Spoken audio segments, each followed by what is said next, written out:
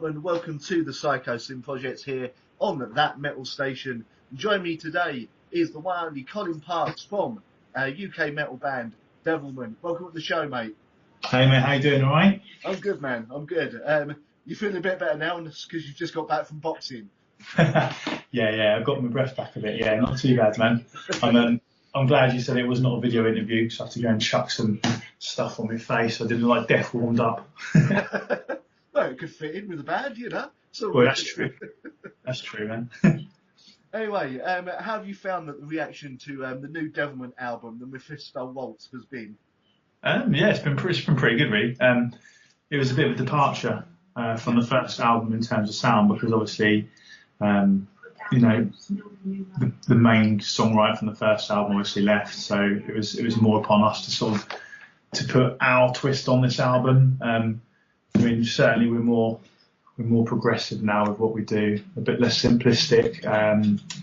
We try and structure things more musically than was on the first album, just make it a bit more of a sort of a sonic voyage really for the listener, rather than sort of just being quite straight groove goth metal. It's now all sorts of genres now, rather than just one thing. Yeah, I mean the mixture of them. I mean the second album seems a lot more sort of tighter than the first album did. I mean, between me and you, I like the first album, but I didn't think it's not as good as this album. So you've done a fantastic job there. Now, you said, obviously, the main songwriter left after the first album. Did that cause the way you approach the writing of the songs on this album differently? Yes and no. I mean, when I joined the band, sort of a good 8 of the songs from the first album were pretty much already done. I just had to sort of go in and put the lead guitars over them. But then obviously myself and Nick and Lauren had input on some of the songs, like Summer Arteries on the first album was a song that I wrote, along with Sanity. It's a Perfect Zero was one that I did with a bit of help with Lauren in the key section. And Nick did a song called The Great and Secret Show. So we'd already sort of dipped our feet in the water, so to speak, of the writing process. I mean, we've all been writing in other bands for a long time anyway. But the new album, it kind of takes on, it's shaped by one band member working away, sort of grafting away on the tracks, and then they'll obviously get them to a demo stage. Then they'll sort of give them to everybody, and then everyone will just put their bits in. We'll meet up at rehearsal, and then that'll then become Devilment. I mean, certainly with the new album, album 3, I've started that one already. I think I'm on the 5th song at the moment. Oh, bloody hell. Yeah, not mucking about, man. And that's yet to have any input from people, but you can bet your bottom dollar that when it does, it will change. So it'll be a case of you'll have the idea for the song, and then when it comes out on the album, it'll be completely different to what you originally wrote. Yeah, it'll just have different influences from different people. Which is good. That's otherwise it becomes a dictatorship, and we're not interested in that. We're a band and we're friends, and we want to help each other as much as we can. Now, how would you describe the band's sound to someone who hasn't had a chance to listen to you yet? Good question. I don't know, man. Like, I think there's so many subgenres. Yeah. It's getting a bit over much really now, isn't it? Yeah, it's crazy, man. It's literally crazy. I've just called it metal. Just metal. That's all it is. It's just metal. I mean, there's goth, there's black, there's death, there's hardcore. There's loads of different influences in there. Like, there's Opethy parts, and then there's Chimera type parts. Yeah. So we want to be as varied as we can. So I guess just straight up metal. That's it. Yeah, I mean, it was like when I did the review of your album. I think the closest I could come to describe you is the extreme metal answer to Lacuna Coil. Yeah. I think that's certainly from the influx of Lauren's input in terms of vocals. I think we wanted to try and bring something which had the heavier songs like Judas Stein, Hell at My Back, but we also wanted to have stuff that was a bit more, you have to sort of choose my words carefully, not necessarily mainstream, but then some of it is like Full Dark. Yeah, a little bit more accessible. Yeah, it's accessible. I mean, it's kind of a mainstream song, but it's hinging on. It's not mainstream, do you know what I mean? No. But it's accessible, like you said, but it's still heavy. Yeah, I mean, you haven't gone full on Linkin Park, which is always a good thing. I can honestly say that from this point on, Yeah. we will never ever go lighter than anything off the last album. It will only get heavier from here on in. We're all very glad to hear that. Yeah. Because too many bands recently have just started. Well, Linkin Park was the shocker because I'll admit I grew up with them, so like their first album, really, really good to my ears anyway. And then that new song is just like, you've turned pop. Oh my God. But have Do you you know, not heard it yet, man? I have. I nearly threw up. Yeah. Someone showed me it, and they said, "Have you heard the new Linkin Park song? Heard it? I was like, no. So I chucked it on. Got this bloody great soundbar thing. So I chucked it on there, thinking, right, let's chuck this sub up, let's see what it's got. And I was like, this is Justin Bieber. What is this? I couldn't believe it. Oh, no, nor could I. I was just like, they're not metal anymore. They can fuck off, basically. Yeah. I mean, In Flames. I mean, I'm a massive In Flames fan, like huge. You know, like Jester Race, Oracle, Clayman. For me, they're some of the most influential albums for me, writing wise. Well, when you've got songs like Pinball Map, you know, you can't really. Yeah, it's untouchable. But I mean, In Flames have gone quite poppy, but they've gone there gradually, and they still sound like In Flames. So therefore, it's all right because you know what you're going to get. Do you know what I mean? Linkin Park was a surprise. Yeah. I'm not sure. I'm guessing their label's probably happy though, because it's like, oh, we could sell even more of this now. Yeah. We're definitely not. We're not all up for that. So the next album, you're going full on Napalm Death then? I don't know if it'll be that heavy, but no, it will certainly be. I don't know. I mean, Sophie Moon has some pretty heavy sections in it. That's got some beat downs and sub drops and stuff. You know, I think it's going to be more along the lines of the more aggressive guitar work this time round, rather than sort of big spatial poppy bits. I mean, the last album's brilliant. Yeah. In the fact that it kind of crosses, it sort of transcends genres in the way that it's interesting, it's appealing. But for me, like, if I would rate it in kind of heaviness, it'd be like a 6 out of 10. It's pretty heavy, but it's not devastatingly heavy. Do you know what I mean? So I think we're going to try and push it up a bit more, make it a bit more aggressive, you know. So you're looking at maybe make the next Devilment album the Devilment answer to, say, the new and now Nafak album. Something like that. Maybe not quite as heavy because that No, it's certainly heavy. Now, for those who haven't seen you live, which unfortunately I am one of them at the moment, what can people expect from the live show? You come see Devilment, you're always going to get a lot of energy. Obviously, having Dan in Cradle, it's the two bands are quite different in terms of their music and in terms of their performance. Yeah. You know, you get a lot of menacing stuff with Cradle. It's all very sinister, very serious, very sort of, you know, it's very dark. Devilment's more kind of just smash you in the face, smash mouth aggression. Do you know what I mean? It's more kind of lively, I guess. So Devilment's more made for the pit, I suppose you could say. Oh yeah, for sure, for sure. Excellent. But when it comes to the lyrics of the songs, do you all help with writing the lyrics, or do you leave that to Danny? No, that's pretty much Danny's job. I mean, the thing is, when you got someone who's as skilled, you know, things like poetry and the English language as he has, it's like no one really wants to sort of to put their ideas in because you know it's not really going to be any good. That's fair enough. Now, talking about Danny Filth, there's a lot of things going about how people have said where he's a little bit hard to work with and all that. How's your experience been working with him as a band member? Yeah, he's great, man. He's a good friend. I think Dan's settled a lot as he's got older. You know, I mean, you're always going to get that about people who have, especially, it's a bit of a small town attitude as well. Like, it kind of, the sphere of influence that just goes out. I mean, like, people who do well in a little area, people start to go, oh, you know, blah blah blah, what a toss bag, rah rah, and you know. I'm sure he's done some pretty stupid things in his past. I mean, he knows it, do you know what I mean? But the thing is, we all have.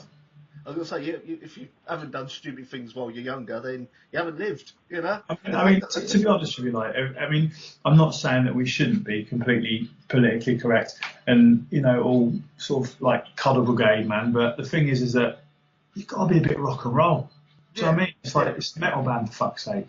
Well, there's a massive lack of rock stars. Even like the big ones like Marilyn Manson back in the day have kind of gone off the boil a bit. So someone's got to take the mantle and proper get back in there.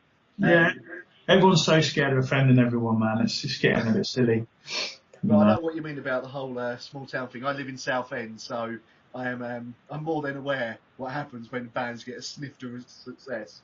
And how everyone suddenly goes, oh, they're crap. It's like, no, they're still the same band you were watching a year ago or so. Yeah, I've played Chinnery's a few times with my other old band called The Conflict Within. We played there. It's pretty, that's pretty cool. So you should bring Devilment down, you know? Come play Southend or maybe sort something out. The Chinnery's, yeah. But to be fair, it's not a bad little sound in there, to be honest. I think it's pretty good. No. It's actually down the road from where I live, which is also handy.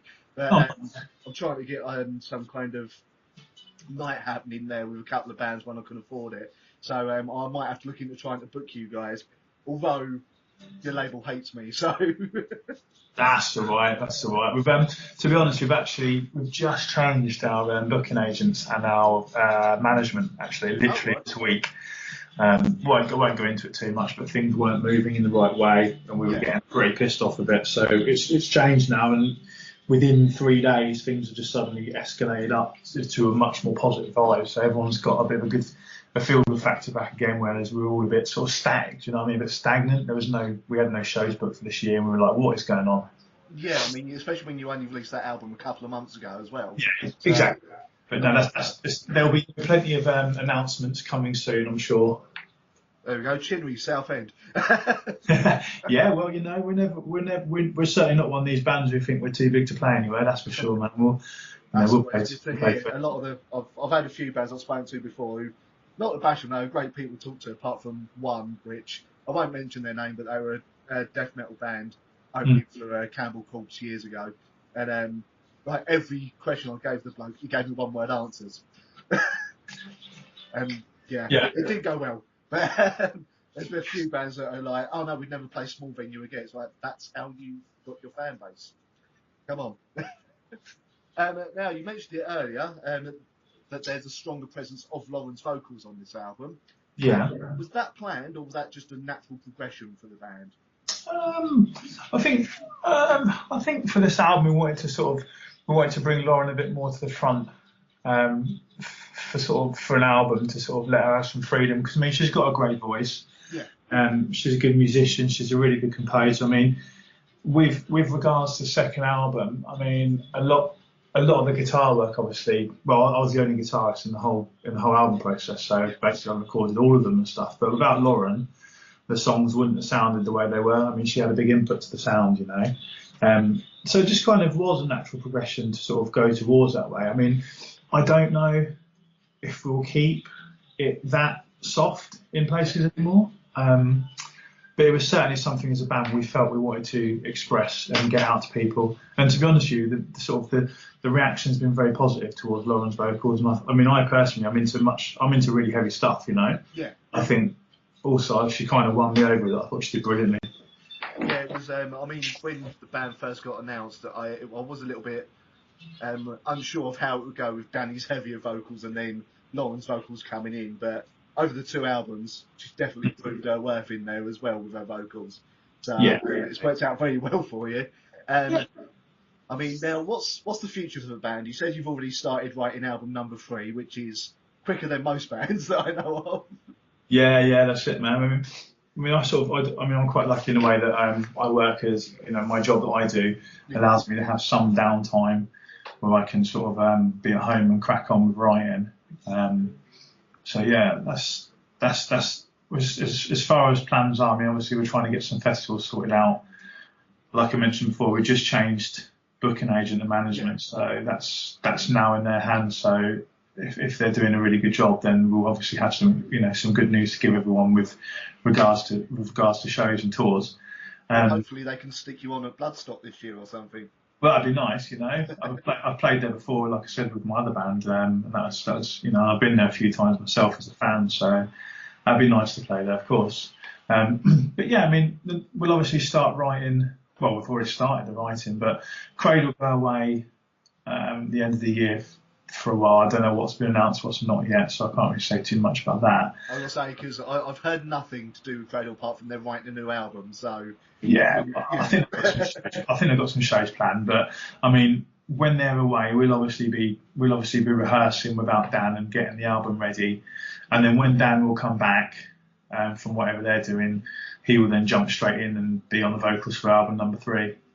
all right, you've actually just answered my next question at the same time there. So cheers. What's- I was going to say, like, do the band write while Danny's out writing with Cradle, or do you all write together once he's free again? But you pretty much just answered that. Yeah, nah, that's it, man. We sort of write when Dan's. Well, we do write when Dan's here, but Dan's obviously is mega busy with Cradle and stuff, and he's obviously got other things on the go. So what tends to happen is Devilment tends to write the music. Dan will then come along, put his gabber over the top, and then you know, anything needs changing, we'll have a chat, and then we'll kind of work on it together in the rehearsal room. You know, and Dan might make changes to things as well. If things aren't flowing the way he wants, he'll say something, or you know, if something's not going the right way vocally, we'll say something, etc., really. So when he comes back, it's more a case of tweaking the songs into the right way for all of you. Yeah, you got it. Yeah, you got it. I mean, we work quite closely with our producer Scott. He's obviously worked on both our albums. Yeah. For instance, what would happen on this album is I get the 5 songs that I've got now. I'd get them through a demo sort of a good stage, so they could be able to be demoed.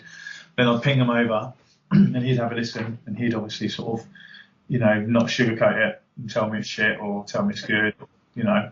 And then we just keep grafting away until we sort of chisel away the Devilment sound, you know, because when one person's doing a lot of the writing, it tends to sort of sound like one person rather than a band. Yeah. And like I'll obviously do things writing wise, which is very guitar orientated, whereas Nick will do things which, like, Nick comes up with these absolutely massive sledgehammer groove riffs that I just would never come up with. I just wouldn't do it for some reason. It's just not in me to do it, and I'll pass them to Nick, and all of a sudden Nick will send back and I'll be like, that's the one. You know, so it's pretty much it's a group effort, really. So really, you're the one bringing like riffs from the Berserker back in the day. Yeah, that's it, man. Bloody hell, yeah, Berserker. Now, talk about the various influences. What are the band's influences these days? If we go with your influences personally, it'd probably be easier. What musically? Yeah. I guess I've always been influenced by Chimera, Lamb of God, Devin Townsend. Sorry, Dan. Dimmy Borgir. I think you're out of the band now. You know that, don't you? Yeah, that's it. Yeah. Pink Floyd. Started to listen to Amorphis quite a lot lately. They're sort of becoming an influence, and of course, In Flames, massive influence on me, and Soilwork as well. Well, you've got a new Dev album soon as well, but I think he's releasing 2 this year because he's mental. Or Ledge.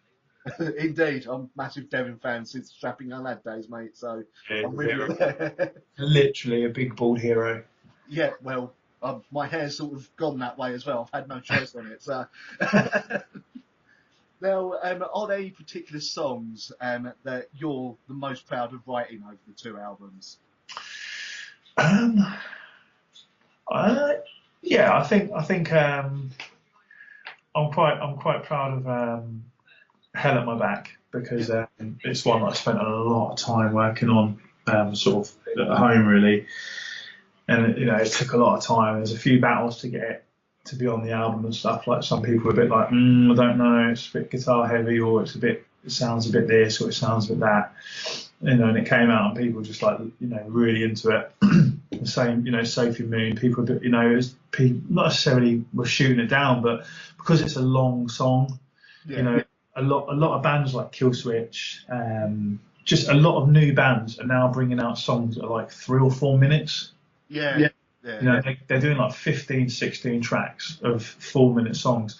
Whereas when I tend to write, and we tend to write as a band, we're not even warming up till we're into the 5th or 6th minute. Do you know what I mean? We've become quite progressive in our sound now, and some of the new tracks on here, the fat will get trimmed off them for sure, but some of them are like up the 7-8 minute mark. So that's all good. It allows the songs to breathe, doesn't it? That's exactly it, man. I think a good song should take you on a bit of a journey. It's sort of just take you places in your mind, so you can close your eyes and just go away with it, and just let your mind's eye just do its thing. Once it's like bang bang, section A B C, verse, chorus, another chorus, verse, chorus, another chorus, end on the chorus. Like, oh my God, come on. Nah, becomes too formulaic, Yeah. Well, that'd be your dev influencing coming in again with that as well. Yeah. Jesus, man, that guy will go from anything to anything just because he fancies it. That's good. Yeah. That's the Frank Zappa of the modern era. That's probably the best way to put it, really. Now, is Devilment your only band you're doing at the moment, or have you got any other projects in the works, mate? No, it is now. I mean, I was in my other band before for many years, and went up and down the breadth of Britain doing shows and working our asses off, playing to about 3 people and a dog sometimes, But Devilment is the only band I'm in now. Yeah, I don't have time to do any other bands. Fair enough. And finally, do you have anything to say to your fans who might be listening tonight? Yeah, just thanks for all the support and stuff. It's nice to see so many of you at the shows, and we always want to be a band that's approachable. We'll always be there to chat to you. Anytime you want us, just we're always going to be approachable. Just shoot us a message on the band's Facebook or however you want to, and we'll always do our best to speak to you. As some of the fans found out on the Lacuna tour when they were outside at 3 a.m, we all brought them out loads of water and cakes. There you go along, meet them, you get water and cakes for free. That's it, yeah. Cherry. Ladies and gentlemen, Colin Parts from Devilment. Colin, cheers for your time, mate. Yeah, you too. It's been a pleasure, man. Take care. I turned to